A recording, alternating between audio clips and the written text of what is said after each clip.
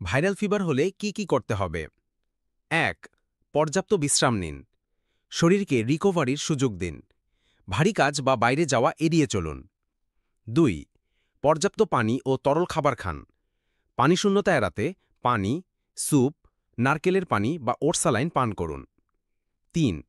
হালকা ও সহজপাচ্য খাবার খান। ভাত, খিচুড়ি, স্যুপ, সেদ্ধ সবজি খেতে পারেন। ৪. জ্বর মাপুন এবং প্রয়োজনে জ্বর কমানোর ওষুধ খান। প্রতি ৬ থেকে ৮ ঘন্টা পর তাপমাত্রা চেক করুন। চিকিৎসকের পরামর্শে প্যারাসিটামল খেতে পারেন। ৫. চিকিৎসকের পরামর্শ নিন যদি জ্বর ৩ দিনের বেশি স্থায়ী হয়, শ্বাসকষ্ট, বুকে ব্যথা বা অবিরাম বমি হয়। শিশু বা বয়স্কদের ক্ষেত্রে জ্বর বেশি হয়। ভিডিওটি ভালো লাগলে লাইক করুন, শেয়ার করুন। এমন আরও স্বাস্থ্য টিপস পেতে সাবস্ক্রাইব করুন আরোগ্য বাংলা। ধন্যবাদ।